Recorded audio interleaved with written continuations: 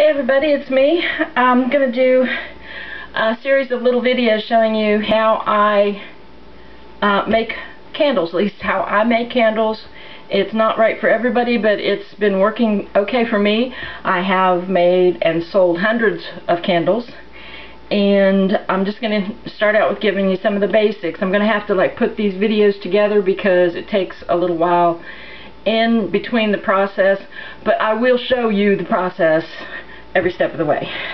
Today I will be making 4 candles, but I'll only show you 2 because that's really all you need to see. Because after I show you the process, it's the same ad nauseum, trust me. I'm going to be making Just Scent nutmeg spice. I have not used this before, and if you see my clothes or something, hey, at least I took a shower, but you know, we don't have smell-o-vision. So that's what I'm making today. It smells really good. I can't wait to smell this in wax. It smells absolutely delicious in the bottle. Now I will be using and if you want to know what the number is, that's the flash point for oil. That's very important. Doesn't matter how hot your wax is, and 220 is a very high flash point actually. Most of my oil is 200 flash point, which is a degree. I don't know what it is in Celsius, but that's Fahrenheit. Degree in Celsius. Yeah, degree in Celsius. It's very early in the morning here. What time is it? Oh, it's just now 7 o'clock. But that, you cannot add oil to wax that's hotter than that. But actually, I use soy wax, so you don't heat soy wax past 185. At least the Golden Brand 464. In the trade, they just refer to it as 464. If you ever hear anybody say, well, the wax I use is 464, they're using Golden Brand 464. It does, now, it is pure soy, however, they add some sort of something to it to help it with scent retention, because soy is notorious for, it's hard to work with. You know, yes, it's all natural, but by golly, is it hard to work with. It's just too picky, and some fragrances, they smell so good when they're cooled, and you know, 5 days later you're ready to light it up, you get nothing. I only had that happen on one fragrance. So I've got this on me already. I don't know how I got that's, I think it's leaking at the top. That's alright, I'll probably use almost all that bottle. Oh god, it smells so good. I don't even know if it's skin safe, but I've had so much non-skin safe stuff on me, it doesn't matter. I had to prop my camera up on dictionaries to get it up a little higher. I'm going to turn on the overhead light, give us a little more light in here. Like that. There we go. The jars I use, and now Just Scent is just one of the places that I buy oil from. I do buy from Nature's Garden. That's where I usually get almost everything. And but the only place I can get buttered maple syrup fragrance oil is actually from Just Scent. So I need another bottle of that, and I said, well, let me try something else because I'm already going to pay out the wazoo for shipping. So I use Nature's Garden. I don't use the Flaming Candle anymore, but I do get my wicks from the Flaming Candle because they seem to have the best wicks. And I got some from Nature's Items recently, and Aztec, which is candle, it's the .com on that's like candlemaking.com or something like that. Anyway, that's the oil. The jars I get are Anchor Hocking smooth side pint jars with the canning lids. The canning lids, I do take a hot glue and glue the lid and the ring together.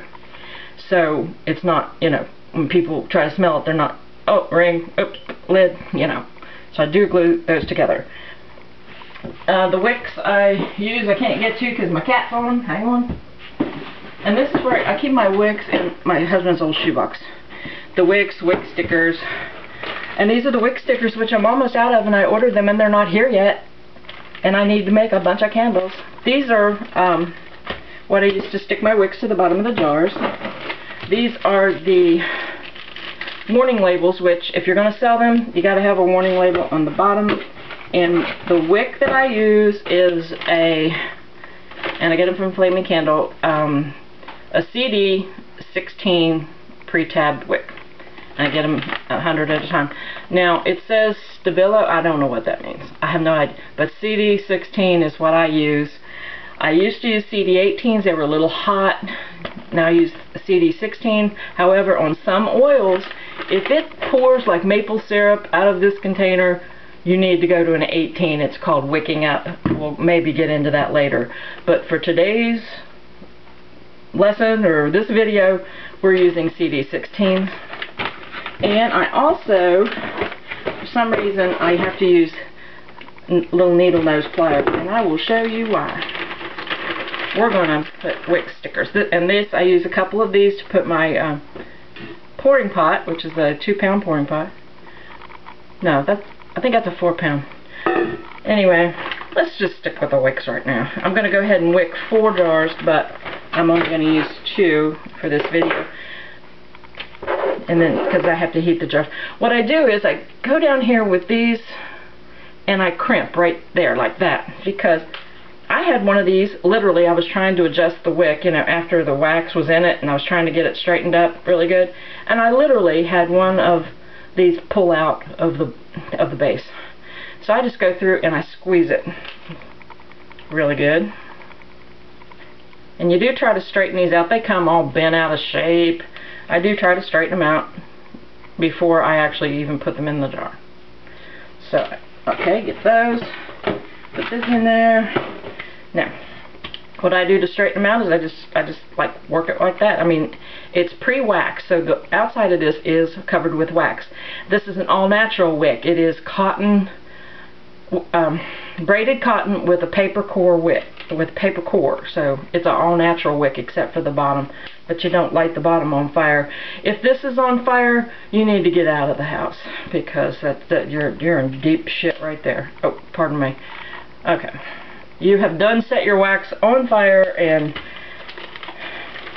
it's time to go. Alright, now I use a spoon. I use this spoon to stir my wax. Some people use wooden spoons, and I said, well, that's going to hold the scent. You're never going to be able to get it clean. I use this. It's fine. Hey, am I creating a candle faux pas by using metal to stir? Hello, metal. It's already in metal. Okay. Okay. And then you take these. I use these. Some people use hot glue. You can use hot glue. I stick them on there like that. See? Grass is growing as we speak. No, snow is falling as we speak. We got snow here in north central West Virginia last night. A little bit. Apparently Maryland got hammered, and some of the eastern counties got it the day before. Alright, put those back in here. Yeah, alright. And this is what I measure my oil in. You cannot use plastic. Although, this is a different kind of plastic. I tried using a little Dixie cup, because you weigh it anyway, it doesn't matter. But I tried using a little Dixie cup, ate right through it. I mean, like those plastic Dixie cups, not the paper one. Oil ate right through it. This is a different kind of plastic. It won't eat through this. So this is a Pyrex. My husband gave me my first one of these. And I dropped it and broke it. I had to order this. I ordered this on Amazon. It was close to $7, but it has paid for itself over and over again. So anyway, I use the bottom of my spoon to get my wicks down in my jars really good. All you do is you go down in here and you eyeball it. Now so you can see the top of my head. Hey, that was pretty good. See? Center. Eyeball. And then you kind of fasten it down like that. I'm going to set that one over there because I actually heat my jars. I tried a different method of pouring wax. It was called the Alex method, where you don't heat the jars, you only heat the soy wax to 150 and then you let it cool to like 100 and pour it. Boy, did I have a bunch of nasty looking candles. I did not like that method at all. Some people swear by it. I went back to the old method. There we go. And this is how you do it. You just, I only usually do wick as many jars as I'm going to use that day. Today I'm actually pouring 16 candles because that's all the wick stickers I have until the mail gets on the ball. And Straighten it out a little bit more. They get hot because I heat them after the wick is in. The wick will get hot and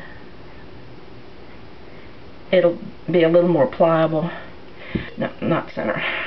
See, you can usually pull it up if you don't push it down too hard. There we go. Alright, now see, they're centered. And that's it. That's all there is to wicking a jar. Alright. Like I said, I need to turn my heat on over there. I will show you a couple other things that you're going to need. This is a digital scale. It has the function on it to where if you put something on it like this, and then you can clear that out and it'll go right back to 0. You lift it off, it shows you how much it weighed. Put it back on, and now you can pour your oil in there and get the right pour.